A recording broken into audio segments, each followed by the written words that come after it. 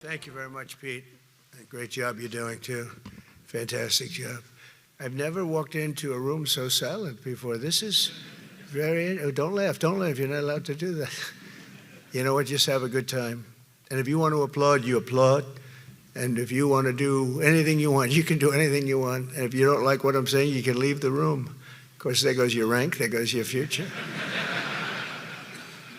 But you just feel nice and loose, okay? Because we're all on the same team. And I was told that, sir, you won't hear a murmur in the room. I said, we got to loosen these guys up a little bit. So you just have a good time. But I want to thank Secretary Hegseth and General Kane, General Raisin Kane for a reason, they call him that. When I heard his name, I said, you're the guy I'm looking for. The Joint Chiefs of Staff and so many others in this room who together represent the greatest and most elite fighting force in the history of the world, the United States military.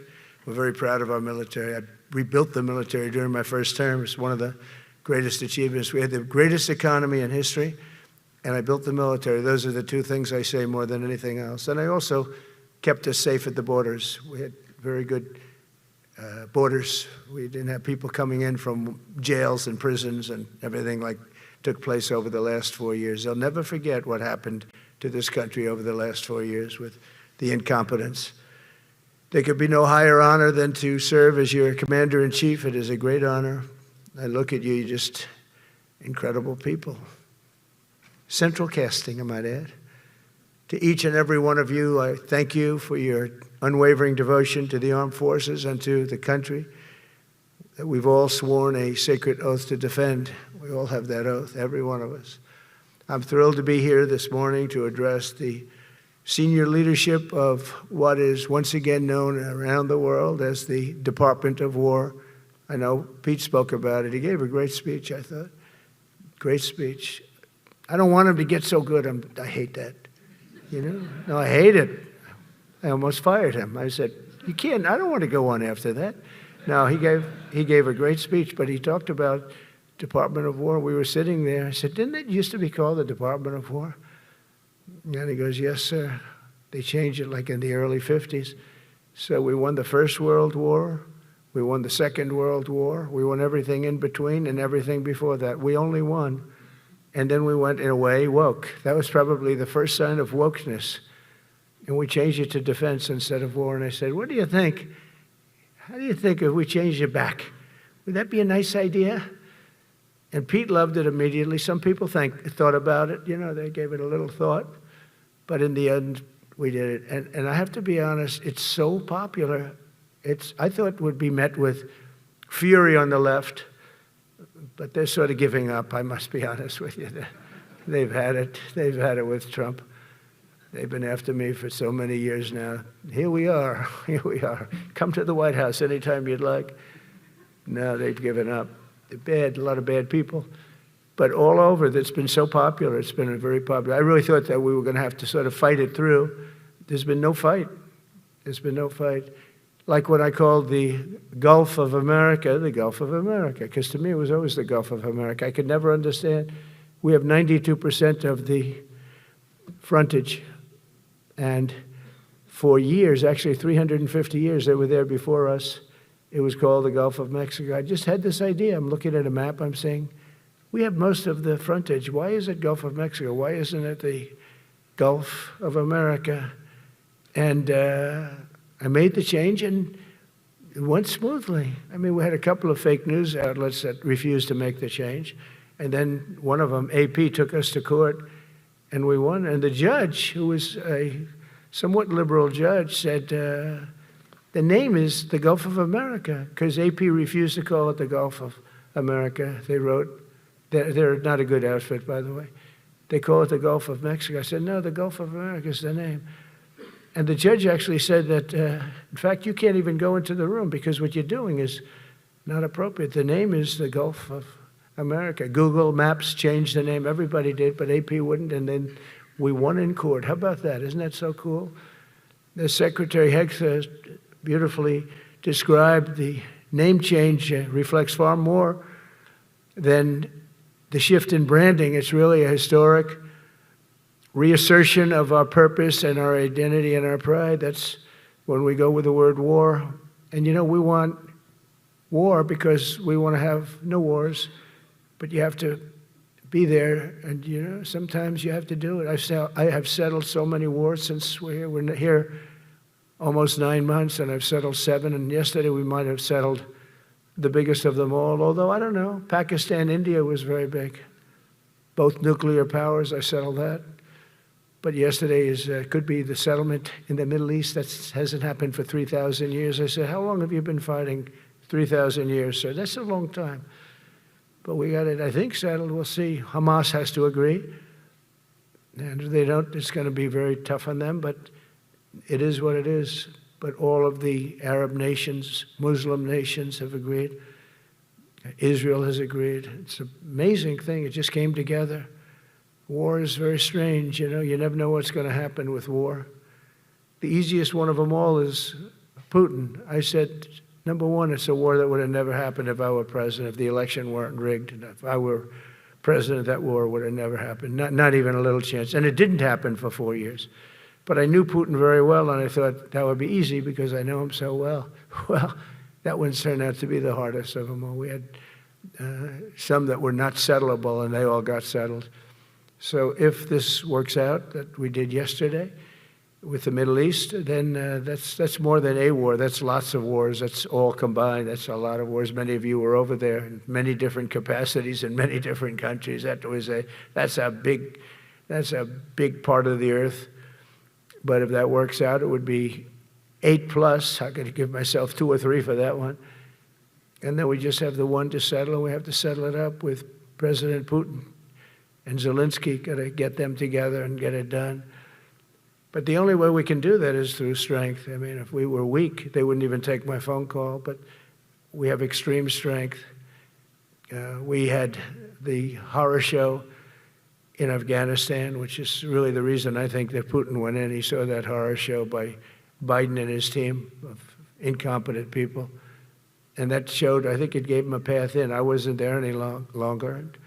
I watched that, and it was so horrible. I think it was the most embarrassing day in the history of our country.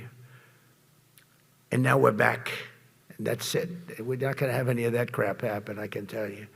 That was terrible, so terrible. Together we're reawakening the warrior spirit, and this is a spirit that won and built this nation. And from the cavalry that tamed the Great Plains to the ferocious, unyielding power of Patton Bradley and the great General Douglas MacArthur. These are all great men.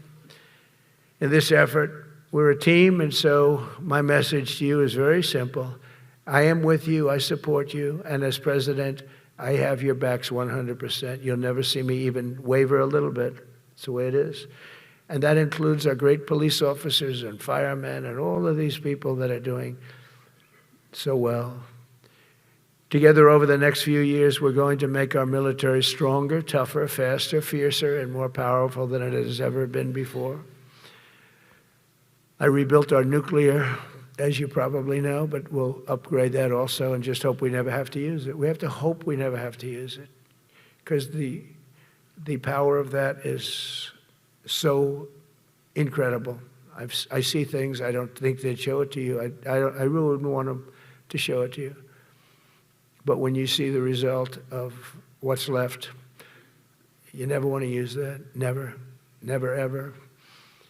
We were a little bit threatened by Russia recently, and I sent a submarine, nuclear submarine, the most lethal weapon ever made. Number one, you can't detect it. There's no way. We're 25 years ahead of Russia and China in submarines. Russia's actually second in submarines. China's third, but they're coming up. They're coming up. They're way lower in nuclear too, but in 5 years they'll be equal. They're coming up. And you don't have to be that good with nuclear. You could have 1/20th what you have now and still do the damage that would be, that'd be so horrendous.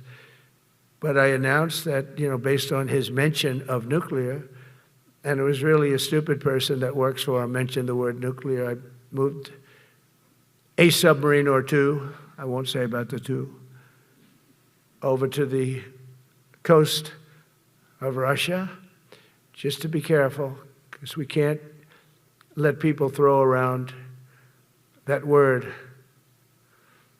I call it the N word. There are two N words, and you can't use either of them. You can't use either of them. And frankly, if it does get to use, we have more than anybody else. We have better, we have newer, but it's something we don't ever want to even have to think about. But when somebody mentions it, that submarine started immediately thereafter.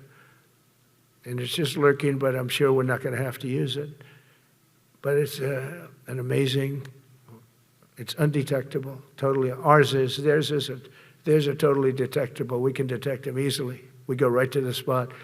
But we have genius apparatus that doesn't allow detection. It doesn't allow detection at all by anybody above water or below water. It's incredible. We're way ahead of everybody in that and other things. As a result of the exciting renewal of the spirit of our armed forces, and that's what it is. It's really reaching that spirit, unprecedented heights. Over the past 8 months, new enlistments, I'm so proud of this, have surged to record highs, the highest we've ever had. And we used to have recruiting shortages. If you remember, about a year and a half ago, I was at the beginning stage of a campaign, and things came out that you couldn't get people to join the armed forces. And by the way, the police also. Fire department, I always put the fire department in because they're great. They're great. And I got 95% of their vote, too. That helps. When you get 95% of their vote, you always have to mention them. But they're great. And they're brave in our inner cities, which we're going to be talking about, because it's a big part of war now. It's a big part of war. But the firemen go up on ladders, and you have people shooting at them while they're up on ladders. I don't even know if anybody heard that. And I said, don't talk about it much, but I think you have to. Our firemen are incredible. They're up on one of these ladders that goes way up to the sky, rescuing people, and you have animals shooting at them, shooting bullets at firemen that are way up in death territory. You fall off that ladder, it's over. It's over. They don't even have to inspect you when you hit the ground. And you have people shooting bullets at them in some of these inner cities. We're not going to let that happen. So I always mention the firemen because that's actually a big problem we have. And they are unbelievable. Like you, they're unbelievable people. For the first time on record in 2025, the Navy, Air Force, and Space Force all met or surpassed their recruiting goals 3 months early. That never happened before. And the Army did even better. Congratulations, Army. They met everything. And these were the highest standards because we're making it larger. So these were much higher standards than you had 4 years ago, 3 years ago, during the sleepy Joe Biden era. And the Army did it 4 months early. And you remember, a year and a half ago, they said the big stories that we're way behind with the Army, Air Force, the Navy, the Marines, we're way behind, Coast Guard, and even Space Force. I love Space Force because that was my creation. You know, when you create something, I love it. And the people we put in there were good. I got that right. We put in great people initially, and we've really dominated. We really dominate in that sphere now. We were way behind China and Russia, and now we dominate. Space Force turned out to be a very important thing. I said from the beginning, you know, when Biden came into office, he wanted to terminate it. He said, and this thing called Space Force, so we could get rid of that. And he got hammered by the people in this room for even suggesting it, because it's very important, one of the most important. And as time goes by, it'll get more and more important. But we're now at 106% of our recruiting targets for the year, and that's the best in far more than a generation. And for the Marines, morale is so strong that the Marine Corps will meet its 2026 retention targets before the end of October, which never happens. And that's the earliest it's ever happened in the history of our country. And it makes you feel good, you know. I felt guilty. I'd go make a speech in front of never people like you. You are the leaders, but people, soldiers. And I felt embarrassed because there'd be stories about, we couldn't fill up our Army, Navy, Air Force. We couldn't fill them up. And it was headlines. It was during Biden's 4 years. The auto pen, I call him the auto pen. It's, how would you like to have your thing signed by an auto pen? When I have a general and I have to sign for a general because we have beautiful paper, the gorgeous paper, I said, throw a little more gold on it. They deserve it. I want the A paper, not the D paper. We used to sign a piece of garbage. I said, this man's going to be a general, right? Yeah. I don't want to use this. I want to use the big, beautiful, firm paper. I want to use the real gold writing when you talk about the position, and they're beautiful. But how would you like to have that where some kid sitting in the back office is having it signed with an auto pen? I thought about it, and I thought about you people first, admirals, generals. I said, somebody works his whole life. He gets into maybe the academies or wherever, but however you got there, and you go through years of work, and now you become an admiral or a general or whatever. And when you do, the President of the United States signs your commission, as you know, and that commission is beautifully displayed. And I sign it. Actually, I love my signature. I really do. Everyone loves my signature. But I signed it very proudly, and I always think to myself, how can you have an auto pen sign this? It's just so disrespectful. To me, it's just totally disrespectful. And it turned out that almost everything he did was signed by auto pen, except for when he gave his son, Hunter, pardon. He signed that one. And that's actually the worst signature I've ever seen. That was the bad. The auto pen looks much better. But as leaders, our commitment to every patriot who put on the uniform is to ensure that American military remains the most lethal and dominant on the planet, not merely for a few years, but for the decades and generations to come, for centuries.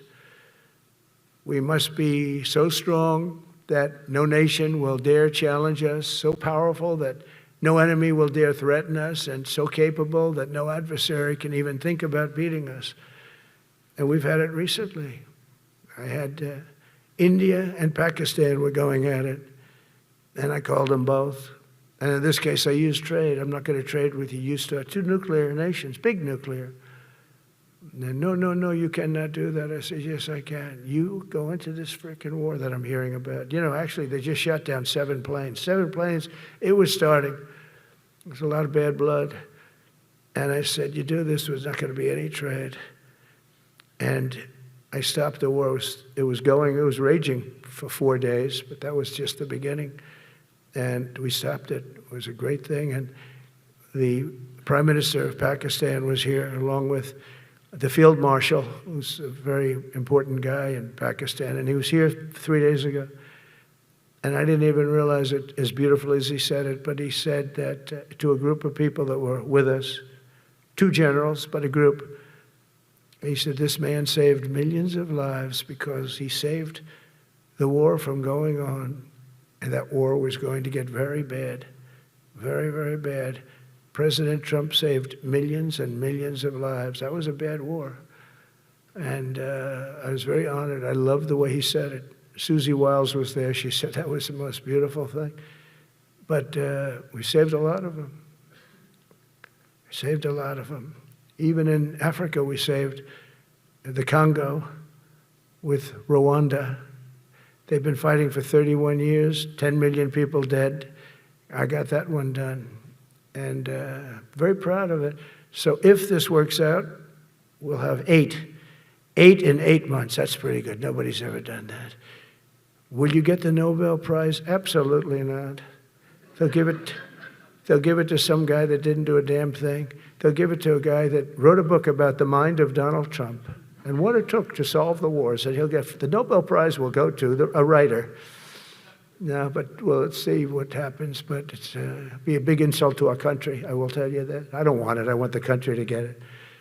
But it should get it because there's never been anything like it. Think of it. So if this happens, I think it will. I don't say that lightly because I know more about deals than anybody. This is what my whole life was based on. And they can change, and this can certainly change.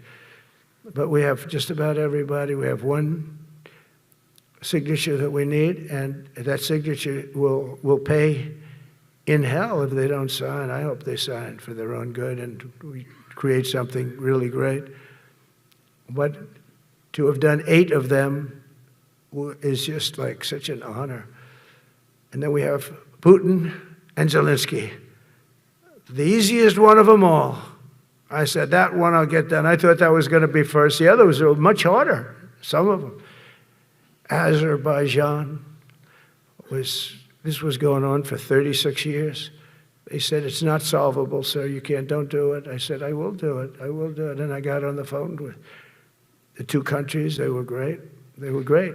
I knew immediately. I knew as soon as I started talking to them, we're going to solve that war, and we did. Now they're so happy. Now they're friends. One said he's been president for 32 years, 22 years. He said, for 22 years, I did nothing but kill his people. They were in the room together at the Oval Office. And they started off spread like this. I have the beautiful Resolute desk. And one was here, and one was here. You couldn't get further away. That's the furthest I've ever seen 2 people in front of me. And as the hour went by, they got closer, closer, closer. And at the end of the hour, we had it done. And they hugged and hugged and hugged. And I said, that's so nice, and you're going to remain friends. And I spoke to them, one of them the other day. He said, no, he's now my friend. But for 22 years, he's been the head of Azerbaijan for 22 years. And the other guy, great guy too, 7. And that war, that was a war that was not solvable. He said for 7 years. The other one said for 22 years. All I did was kill his people. That's all I've done. I said, well, we're going to put a stop to that. So we solved that. So it's a great thing. It's a great feeling. You're saving Kosovo and Serbia. You're saving so many lives doing this if you can do it. But our people deserve nothing less than the very best, and we're never going to let them down. And if we can solve wars instead of you having to fight wars, wouldn't that be wonderful, right? Wouldn't that be wonderful? That's why one of the first executive orders I signed upon taking office was to restore the principle of merit. That's the most important word, other than the word tariff. I love tariffs. Most beautiful word. But I'm not allowed to say that anymore. I said, tariff is my favorite word. I love the word tariff. We're becoming rich as hell. We have a big case in front of the Supreme Court, but I can't imagine. Because this is what other nations have done to us. And we have, great legal grounds and all, but you still have a case. It would be very bad if something happened. But I said, my favorite word in the English dictionary is the word tariff. And people thought that was strange. And the fake news came over and they really hit me hard on it. They said, what about love? What about religion? What about God? What about wife, family? I got killed when I said tariff is my favorite word. So I changed it. It's now my 5th favorite word. And I'm okay with that. I'm okay with that. But they hit me hard. But it is. When you look at, we've taken in trillions of dollars. We're rich again. And there'll never be, when we finish this out, there'll never be any wealth like what we have. Other countries were taking advantage of us for years and years. You know that better than anybody. And now we're treating them fairly. But the money coming in is, we've never seen anything like it. The other day they had $31 billion that they found, $31 billion. So we found $31 billion and we're not sure from where it came. A gentleman came in, a financial guy. I said, well, what does that mean? He said, we don't know where it came. I said, check the tariff shelf. No, sir, the tariffs haven't started in that sector yet. I said, yes, they have. They started 7 weeks ago. Check it. Comes back 20 minutes later. Sir, you're right. It came from tariffs. $31 billion.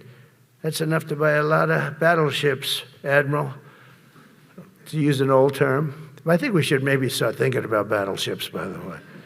We have a Secretary of the Navy came to me, because I look at the Iowa out in California, and I look at different ships and the old pictures. I used to watch Victory at Sea. I love Victory at Sea. Look at these admirals. It's got to be your all-time in black and white.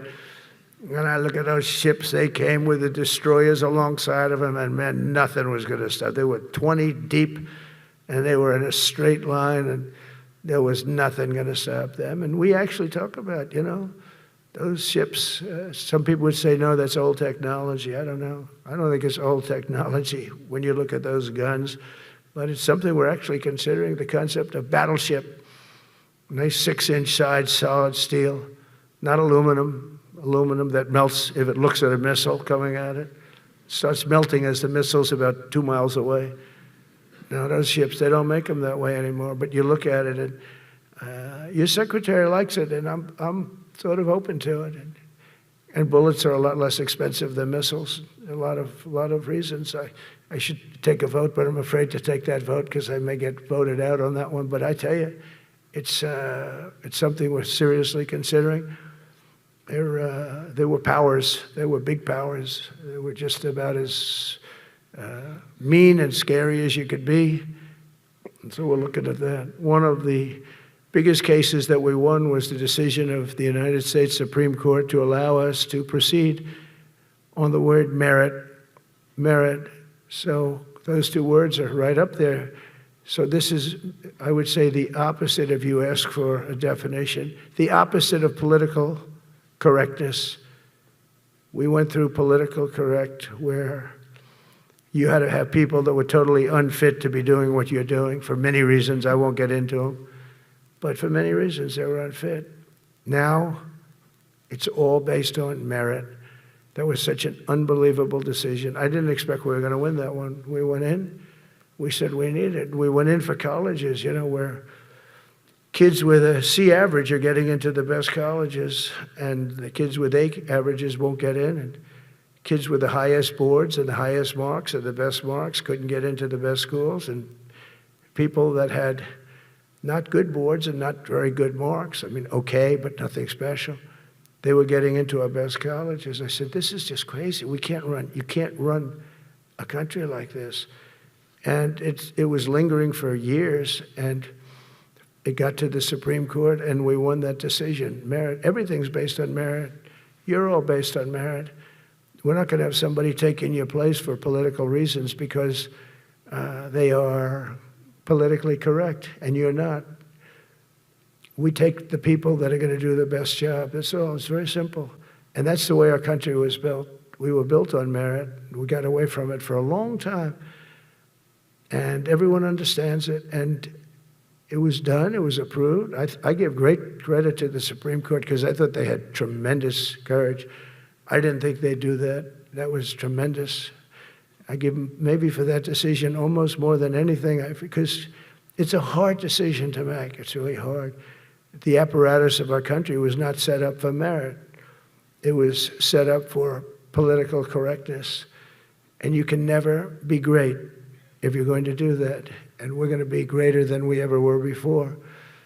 We're bringing back a focus on fitness, ability, character, and strength. And that's because the purposes of American military is not to protect anyone's feelings. It's to protect our republic, and it's the republic that we dearly love. It's to protect our country. We will not be politically correct when it comes to defending American freedom, and we will be a fighting and winning machine. We want to fight, we want to win, and we want to fight as little as possible. You have to count on people like me to keep you out of wars because we don't want to go into wars. Many of the wars that I just told you about, we could have entered those wars and settled them in a different way, lose a lot of our troops. And we could have settled them, I guess, differently. Maybe not, actually. Actually, you might not have been able to settle them. We just would have been in the middle of a lot of firepower. But when we do need it, you're going to be so ready. And you know it. But very importantly, with that goal in mind, I've committed to spending over $1 trillion on our military in 2026, and that's the most in the history of our country. $1 trillion. That's a lot of money. I hope you like that. Ma'ams and sirs, I hope you like it. That's a hell of a lot of money. We have the best of everything. Every branch is seeing major investments, and as I announced in the Oval Office in March, we are rapidly moving forward with the first ever 6th generation fighter jet. I didn't name it. I did not name it. Boeing came in and they said, sir, this is our submittal. It's the greatest fighting jet ever done. And, you know, they're testing all these planes. All the companies are testing, and this one tested like through the roof. And they said, we'd like to name it the F-47. I said, all right, let me think about it. Then after thinking for about 2 seconds, I said, okay. You know what that means, 47, I'm 47. So I'm 45, 46, and 47, you know, if you think about it. I just don't want the credit for 46. I don't want to have their open borders and people coming in from all over the world, including jails and mental institutes. I don't want that on my record, but I like having it. We're investing tens of billions of dollars in modernizing our nuclear deterrence capabilities like never before. And we've begun construction on what we call the Golden Dome missile defense shield. It'll be the most sophisticated in the world. You watched it do well until they had some problems at the end with a little bit of a lack of ammunition, defensive ammunition, but they've got that taken care of. But I tell you, it's what we're doing is so good, and we deserve it. You know, we help other countries with it. We don't have it ourselves. And Canada called me a couple of weeks ago. They want to be part of it. To which I said, well, why don't you just join our country? You become 51, become the 51st state, and you get it for free. So I don't know if that made a big impact, but it does make a lot of sense. It actually makes, because they're having a hard time up there in Canada now, because as you know, with tariffs, everyone's coming into our country. We have more investment than we've ever had before, $17 trillion coming in. As an example, in 4 years, Biden didn't have $1 trillion. We have 17 trillion more than that in 8 months coming in. And they're coming in from Canada, Mexico, from Europe, from all over. AI, auto plants. Everybody's coming back to the United States. Under my budget, we will be expanding the U.S. Navy by at least 19 ships next year, including submarines, destroyers, assault ships, and more. And it's going to be much more than that as we go along, because we basically don't build ships anymore. We do build submarines, but we don't build ships. Do you know in the Second World War, they were freighters and different types, but we were doing a ship a day, and now we don't do ships. And I'm not a fan of some of the ships you do. I'm a very aesthetic person, and I don't like some of the ships you're doing aesthetically. They say, oh, it's stealth. I said, that's not stealth. An ugly ship is not necessary in order to say you're stealth. By the way, the B-2 bombers were incredible. That is stealth. They went into that. I was with General Kane and Pete were in the, we call it the war room, but we're watching them go in, and they were totally untouched. They were not seen. They were literally not seen. They dropped their bombs. They hit, every single one of them hit its target. It was total obliteration. CNN, when we came back, fake news CNN, oh, their camera just went off. Look, you know, their camera, every time I mention it, they turn the camera off because it's never good. They say, this is a problem. But I don't blame them. You're better off keeping it off. But they have some scammer reporter who started saying, without any knowledge, that he may not have hit the targets as well as they thought. It may not have been obliteration. He did hit the targets, and I got to give us a little credit, right? It was obliteration, it turned out. The Atomic Energy Commission said it was obliteration. They had, not only did they hit the target, they had these chutes. And think of this here. Way up in the sky, there was no moon. It was dead dark. You couldn't see a thing. You couldn't see them. But they had, I guess, a beam going right into these chutes. Every single one of those bombs went right down those chutes into a granite mountain. I think it's the last time they're going to build air chutes. They had these air chutes that were nice, beautiful. They were meant for us. But it was total obliteration. And now they give us credit for that. But these people were phenomenal. I tell you, for the Air Force people here, you can be very proud. That B-2, we just ordered a lot of new ones and updated ones, but I'd take the other ones. Let me tell you, they couldn't have worked any better. So they flew for 37 hours total, back and forth, no stops, no nothing. We had 52 tankers loading them up. And that's a job I wouldn't necessarily want too much, flying a tanker, loaded up with hundreds of thousands of gallons of fuel. I don't know if I'd do that job, I asked the question, what happens if it gets hit? Sir, you don't want to know about that, right? I don't want to know about that. But those guys, they just hear us. They're incredible. I had them all to the Oval Office. We had the B-2 pilots and a lot of the people, even the people that took care of them, the maintenance people, just as important. We had them all to the White House, gave them a big party on the lawn, brought some of them into the Oval Office. But on top of all this, we'll deliver a hard-earned pay raise of 3.8% to every soldier, sailor, airman, Coast Guardsman, Space Guardman, and Marine, something you weren't getting from the past administration. They did not treat you with respect. They're Democrats. They never do. Not only are we rebuilding our great strength, but for the first time in years, my administration is actually using that strength to defend the core and vital interests of America. And very simply, we are putting America first. And I have since I've been elected. I've always put America first. It's sort of simple, you know, when you think. My campaign was run on common sense, and we did great. We got the highest numbers ever received in terms of districts. You know, they have it broken up, 2,500 versus 525. We won every swing state. We won the popular vote. We won everything. We won everything. You have to take a look at the map. It's almost entirely red, except there's a little blue line on each coast, and I think that's going to disappear too. We did really great, and part of it is because of our success with the military, the rebuilding of the military, the vote that I got from the military, and they're vicious people, you know, that we have to fight, just like you have to fight vicious people. Mine are different, a different kind of vicious, but they spread all these horrible, you know, they made up statements and said what I said about everything, but even about the military. But fortunately, the military didn't believe it. It's hard. You know, they make up a statement and they said, you say it. We had 25 people that said he never said that. 25. We had 25 affidavits. And they said, well, we're going with it anyway. You know, these sleazebags. And it's why the press is really losing all power, because people aren't believing it. We need an honest press. We need borders. We need borders. We need an honest press. We need fair elections. I mean, those three things. And we don't have an honest press. We have a really corrupt press. But we fight through the corrupt press. And the people understand you have to do this stuff a lot. You have to go on television a lot, because you can't get a fair shake if you're going to rely on somebody else. They don't understand. They've destroyed the image of media now is at the lowest point it's ever been. It's lower than Congress. Can you believe that? It's something.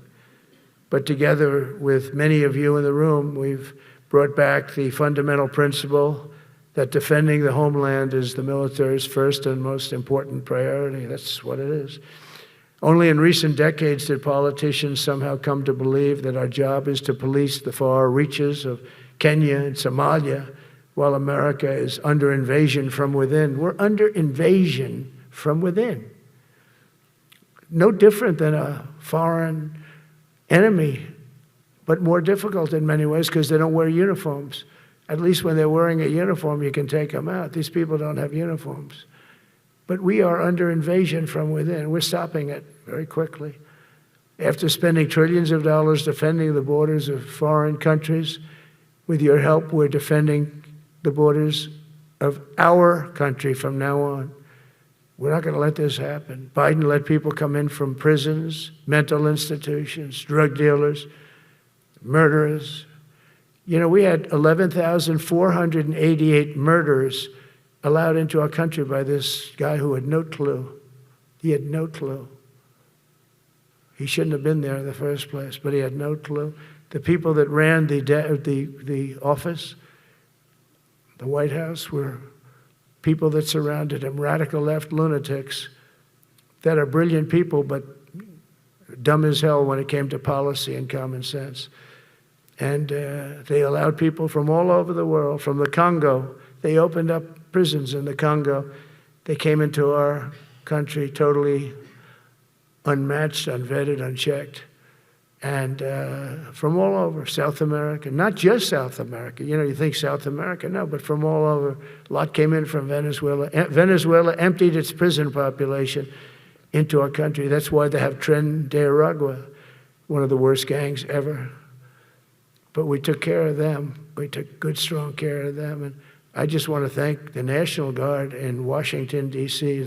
It was it's embarrassing to say this. Now I can say it because we solved it, but Washington, D.C. was the most unsafe, most dangerous city in the United States of America, and to a large extent, beyond. And beyond that, you go to Afghanistan, they didn't have anything like that. You go to countries that you would think there's problems, they didn't have that. And now Washington, D.C., after 12 days of serious, serious intensity, we took out 1,700 career criminals. If you have 5 career criminals, they can make your numbers look very bad because they'll commit many crimes a day. But we took out 1,700, and they took them out. There was no doubt who the boss was. They did an unbelievable job. Then they started even cleaning. I said, I don't want them doing that, sir. They were cleaning it up. I drove through it 2 days ago. It was beautiful. People are walking down the street holding hands, man and wife, coming from Iowa. They're not worried about being shot. Washington, D.C. is now a safe city. In fact, I went out to dinner with my crew. I haven't done that. In theory, I wouldn't do it. And I felt totally safe. And nobody's been attacked. Nobody's been hurt. Washington, D.C. went from our most unsafe city to just about our safest city in a period of a month. We had it under control in 12 days, but give us another 15, 16 days, it's perfect. And people other than politicians that look bad, they think, the Democrats run most of the cities that are in bad shape. We have many cities in great shape too, by the way, I want you to know that. But it seems that the ones that are run by the radical left Democrats, what they've done to San Francisco, Chicago, New York, Los Angeles, they're very unsafe places, and we're going to straighten them out one by one. And this is going to be a major part for some of the people in this room. That's a war too. It's a war from within. Controlling the physical territory of our border is essential to national security. We can't let these people in. We had no people enter in the last 4 months, 0. Even I can't believe that. We had millions coming in, pouring in. 25 million all told, and of those 25 million, many of them should never be in our country. They would take their worst people and their people from prisons and jail, and they'd put them in a caravan and they'd walk up. CNN was interviewing one person. Oh, why are you coming? I want freedom. Good. Were you in jail? Yes. For what? Murder. I said, you had to see this anchor, a young woman. She's like, I couldn't believe. She'll probably lose her job, but because the left doesn't want to hear that. But we're running it based on common sense and based on love of our country. But I want to salute every service member who has helped us carry out this critical mission. It's really a very important mission. And I told Pete, we should use some of these dangerous cities as training grounds for our military, National Guard, but military. Because we're going into Chicago very soon. That's a big city with an incompetent governor, stupid. They threw him out of his family business. He was so stupid. I know the family. He becomes governor. He's got money. Not money that he made, but he ran for governor, he won, and now he criticizes us all the time. And last week they had 11 people murdered, 44 people shot. The week before that they had 5 people murdered, 28 people shot. Every weekend they lose 5, 6. If they lose 5, they're considering it a great week. They shouldn't lose any. You shouldn't lose any. This is civilization. And he's always up there saying, we're in very good shape. We don't need the military. No, they need the military desperately. How about Portland? Portland, Oregon, where it looks like a war zone. And I get a call from the liberal governor. Sir, please don't come in. We don't need you. I said, well, unless they're playing false tapes, this looked like World War II. Your place is burning down. I mean, you must be kidding. Sir, we have it under control. I said, you don't have it under control, Governor, but I'll check it, and I'll call you back. I called her back. I said, this place is a nightmare. It's certainly not the biggest, but it's one of the worst. It's brutal. They go after our ICE people, who are great patriots and tough job too, but they love it. They love it because they're cleaning up our country. And so you look at some of the things where they took over parts of Seattle. They actually took over a big percentage of Seattle. Think of that. You remember that. That was a while ago. And I sent in the troops, and they were gone. As soon as I sent them in, when we send in the troops, if you have a real leader that says you got to do what you have to do, I put that out the other day. You got to do what you got to do, because we don't want our people hurt as they stand by. I was watching during Biden, there were troops standing up like this, brave, standing up at attention, the way I should stand all the time. And I'm like this, and people are standing, and their mouth is this far away from their mouth, and they're spitting at them, and they're screaming at them. And that soldier standing there, he wants to knock the hell out of the person, but he's not allowed to do anything. So they just stand there, and they get abused. And a woman was this far away from his face, and she starts spitting in his face, and he's not allowed to do anything. If it's okay with you, generals and admirals, I've taken that off. I say, they spit, we hit. Is that okay? I think so. They spit, it's a new thing. They spit, we hit. How about the cars, where the cars are coming out? They get brand new cars, Border Patrol, ICE, beautiful, nice new cars. And they're driving along, and they have to go through a gauntlet of rocks being thrown at the car. So here's this beautiful brand new car. By the time it goes 100 yards, it's destroyed. These guys have pretty good arms, some of them. And they're throwing bricks at full force into the window and into the car. It looks like it's a war zone. And I said, never let that happen again. From now on, if that ever happens, and I say it here, you get out of that car and you can do whatever the hell you want to do. Because those people are, you can die from that. Those bricks go through the windows, you can die. They'd like it to. They'd like it to go through the window. But this was a couple of months ago. They just kept driving, and bricks are hitting the car. And I said, why aren't they stopping? Because they were under orders from the past administration, never stop. But that's different with us. We stop. And since I gave that order, we haven't had that problem. It's very interesting. It's amazing. It's just like in Venezuela. You've seen the boats going. We can't find any more boats. They're carrying drugs, massive. Every boat kills about 25,000 people. That's what they have. They had fentanyl mostly and a lot of other drugs. And we take them out, and we've taken out 4. And it's on air. Everybody gets to see it. Not that we like to do that, but every boat kills 25,000 on average, 20, some people say more. You see these boats, they're stacked up with bags of white powder. That's mostly fentanyl and other drugs too. And now we have a problem. General Kane says, sir, there are no boats out there. Not even fishing boats. They don't want to go fishing. I don't blame them. There'll be no fishing today. But it's amazing what strength will do, because all we want to do is stop drugs from flowing into our country. It's destroying. We lost 300,000 people died last year. Everybody knows friends, many friends probably, that you lost a child, or adults too, but you lost a son or daughter because of what's coming into our border. And we're making it very hard. Oh, and we haven't even started yet. Last month I signed an executive order to provide training for a quick reaction force that can help quell civil disturbances. And this is going to be a big thing for the people in this room, because it's the enemy from within, and we have to handle it before it gets out of control. It won't get out of control. Once you're involved at all, they all joke. They say, oh, this is not good. You saw it in Washington. We had gangs of Tren de Aragua with 10, 12, 15 kids, and these military guys walk up to them, and they treat them with disrespect, and they just got pounded. They just got pounded. The gang just pounded, then thrown into paddy wagons and taken back to their country. Some are so dangerous we don't want to even do that, because we don't want to, some of stone cold murderers, we don't have the confidence. Even though they're not coming back very easily, we don't have the confidence. We put them in jails.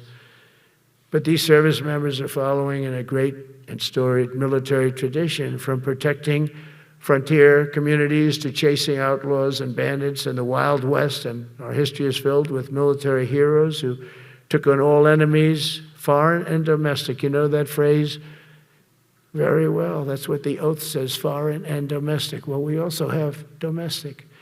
George Washington, Abraham Lincoln, Grover Cleveland, George Bush, and others all used the armed forces to keep domestic order and peace. Many of our leaders used the military to keep peace. Now they like to say, oh, you're not allowed to use the military. And you know what the people say? The people in those cities where they're being raped and shot and beat up, you know what they say? We love the military. You ever see where they interview the people on the street? I've never seen somebody say they don't, unless they're radical and paid off, because a lot of these insurrectionists are paid by, whether it's Soros or other people, but they're paid by the radical left. So today I want to thank every service member from general to private who has bravely helped us secure the nation's capital and make America safe for the American people. It's amazing. The whole world is watching. Everybody in the White House, they come up to me, young women, sir, thank you. I know immediately what they're thanking. They don't have to say it. They walk to work now to the White House. We haven't had a crime in Washington in so long because we got the careers. We call them the careers. We got these lunatics out, and they'll never be any good. You know, I hate to tell this to the liberal media. You could spend time with them. You could do whatever you want. You could send them to the finer schools, which they couldn't get into anyway, mentally. They couldn't get in, but no matter what you do, they'll never be good. They're bad. They're career criminals. I don't know, maybe they were born that way. Some people don't like me to say that, but maybe they were. Certainly some were. Together with the leaders here today, we're also restoring a needed focus on defeating threats in the Western Hemisphere. Throughout this region, cartel terrorists have been allowed to wage a relentless campaign of death and destruction on our country, all because we had weak leadership on top. And we did a great job with it first term, but this is something else what we're doing now. We're taking it to the next level, probably next level times 3. But we had COVID come up, and we had to take care of that. We did a great job with COVID. We had the therapeutics. It was just Regeneron, so many things we did for COVID, but we had to focus on that, and every other country in the world was being decimated by COVID. So we had to change gear a little bit to take care of that. But under our leadership, the military is now the knife's edge in combating this sinister enemy. We have to put the traffickers and cartels on notice, and we've done that. And we put them, a lot of them, we've called them a terrorist organization, which is actually a big thing to do. Nobody's done it, but I've done it with a lot of them. It gives you a tremendous advantage. If you try to poison our people, we will blow you out of existence, because that's the only language they really understand. That's why you don't see any more boats on the ocean. You don't see any boats. Around Venezuela, there's nothing. As president, I will never hesitate to defend our people from threats of violence, from the horrible plague that's taking place from within. The Iran nuclear power, the Iran, all of the great power that we thought existed, we blew it out to kingdom. We took advantage of it, and we just really took advantage of it, and it was a beautiful thing to see, and that's what military power can achieve. That's why I chose Raising Cane. He's fantastic, by the way. I hope you all agree. If anybody disagrees, could I please have your hand? Who disappears at Raising Cane is no good? Just raise your hand. I don't see any hands raised. All right. That means you're okay. That means that he's okay now, but I saw his results. You know, he took out ISIS. I was told it was going to take 4 years. It took 4 weeks. I went to see him, and he took him out in 4 weeks, knocked him out, knocked him to hell. And I was told by military people it was going to take 4 to 5 years to do it. And I don't even know if we'll have it then, sir. These were the Washington generals. I call them the television generals. But Raising Cane did it in 4 weeks, took out 100% of the ISIS caliphate. As a result of these actions and many others since my inauguration, we're witnessing the triumphant return of peace through strength. We have great peace through strength. America is respected again as a country. We were not respected with Biden. They looked at him falling downstairs every day. Every day the guy's falling downstairs. He said, it's not our president. We can't have it. I'm very careful, when I walk downstairs, like I'm on stairs, like these stairs, I walk very slowly. Nobody has to set a record. Just try not to fall, because it doesn't work out well. A few of our presidents have fallen, and it became a part of their legacy. We don't want that. You walk nice and easy. You don't have to set any record. Be cool. Be cool when you walk down, but don't bop down the stairs. So one thing with Obama, I had zero respect for him as a president, but he would bop down those stairs. I've never said, da-da, da-da, da-da, bop, bop, bop. He'd go down the stairs, wouldn't hold on. I said, it's great. I don't want to do it. I guess I could do it. But eventually, bad things are going to happen, and it only takes once. But he did a lousy job as president. A year ago, we were a dead country. We were dead. This country was going to hell.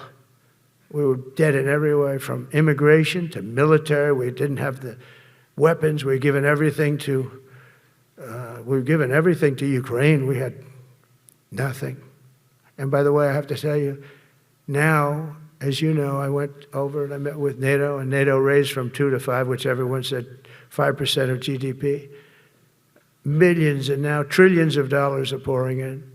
They didn't pay the 2% because they know we were there to pay it. And now they paid the 5%. That's trillions of dollars. And we're not spending any money on that war, not 10 cents. We sell our equipment to NATO. NATO pays us for the equipment, and they give it to Ukraine or whoever they give it to. They can keep it, but we're not involved. We have no money going out. Biden gave $350 billion. Not sustainable, $350 billion. And we have a war that should have never started. But we're not doing that anymore. So I just want you to know we're selling equipment. Our people are buying equipment. They are buying the equipment at full price, a fair price. So I don't want to say we're making money, because I don't want to be making money on a war. It's too many people dying. They're losing 7,000 soldiers a week.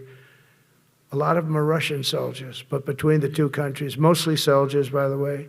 Sometimes, in Kiev, they'll lob a missile in, or some drones in, kill some people. But mostly it's soldiers. Russia and Ukraine are losing 7,000 souls. And they're not American, they're not us, they're not you, or have a special obligation. But they're soldiers, they're young people, they leave their parents, they wave goodbye, and then 2 days later they're blown up so unnecessarily. And so that's the primary reason I want to get it done. We got to get it done. It's crazy what's going on. That's the worst war that there's been since World War II. The number of soldiers that are being killed there is just crazy. From 5,000 to 7,000 soldiers die a week. Think of that. So I think we'll get that done, but that's turned out to be the toughest one. I'm so disappointed in President Putin. I thought he would get this thing over with. He should have had that war done in a week.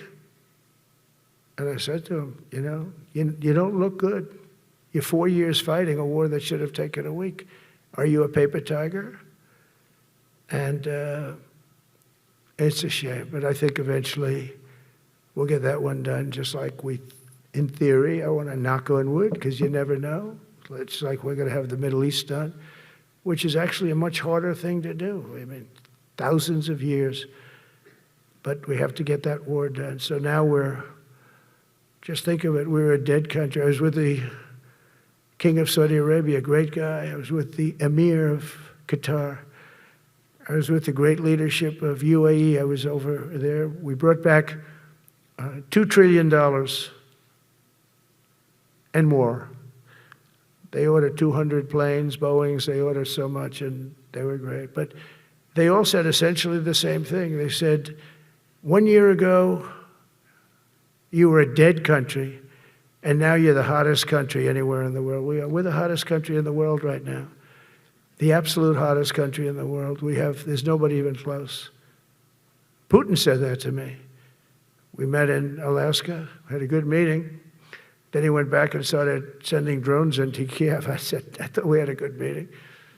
But it's one of those things. But we were a dead country a year ago, and now we're the hottest country anywhere in the world. Think of that. You could be proud of that. And you must have felt like hell when you have a wife or a husband at home, and you used to read the numbers that we can't get people to join the Army, Navy, Air Force, Marines, Coast Guard, you must have felt like, I have a job that nobody wants. That doesn't feel good. Well, now you have a job that is brimming over with people wanting it. They want it. And you're able to get a much higher quality because now you have your choice. You want so many. And we're going to have many, many people that aren't going to be able to join because of the fact that we don't need them at this moment.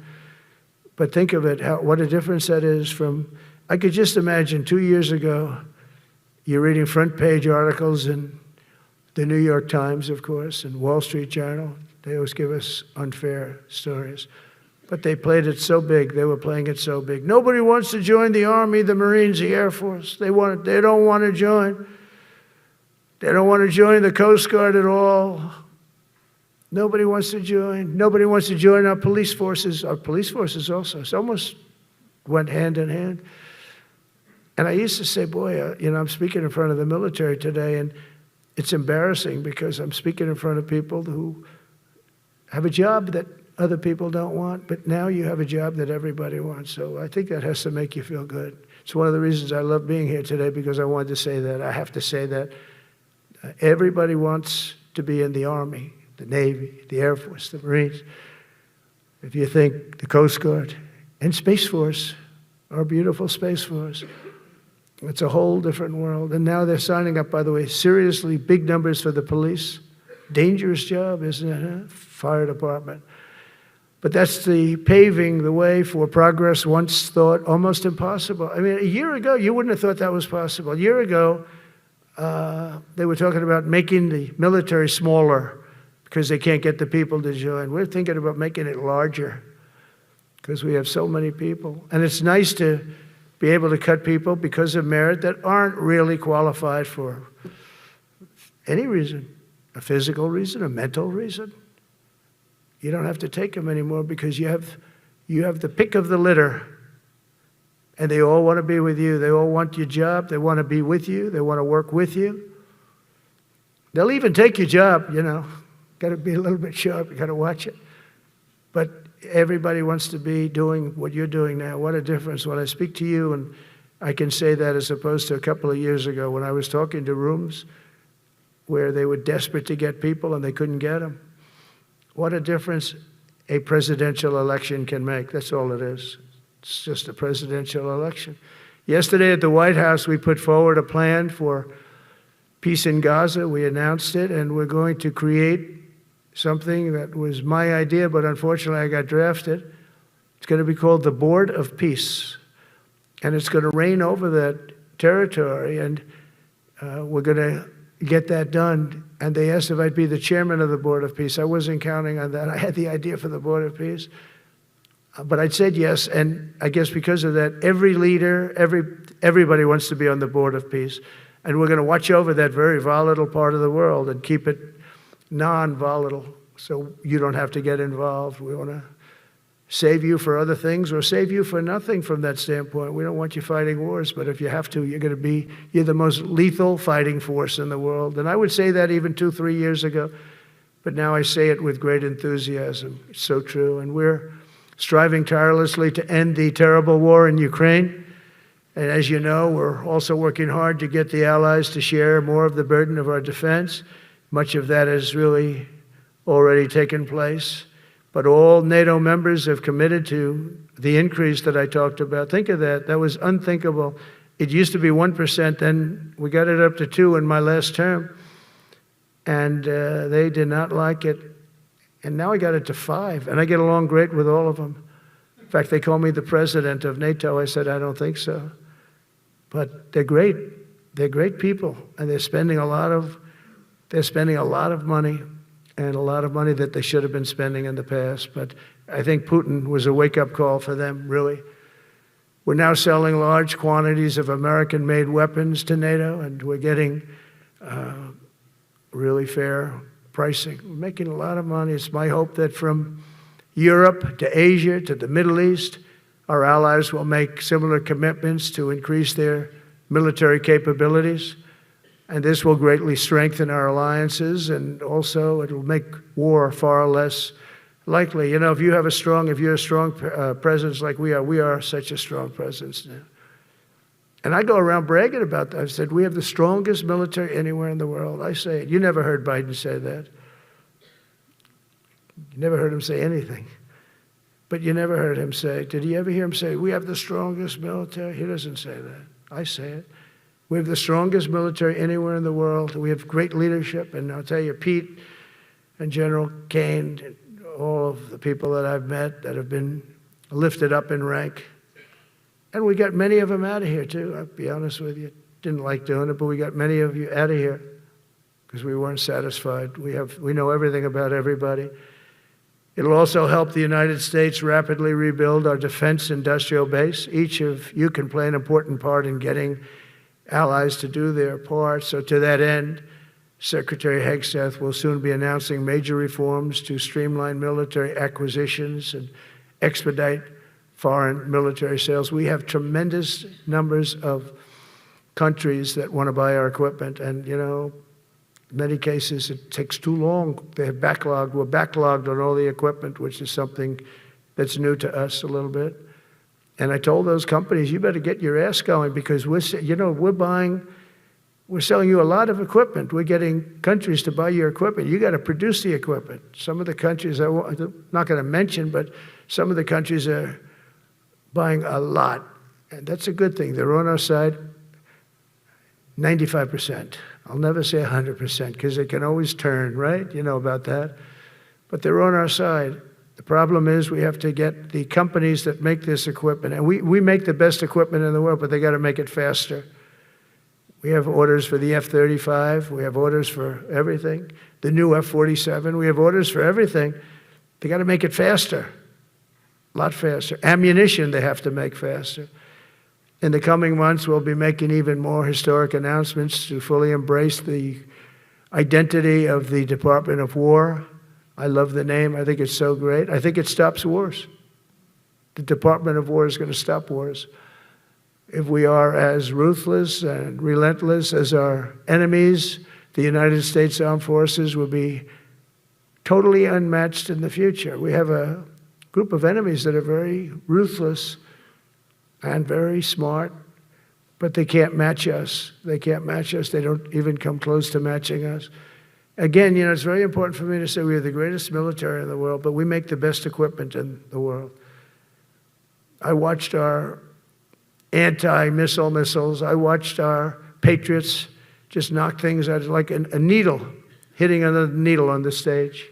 There's a needle up there, and you send another needle up, and it hits it every time.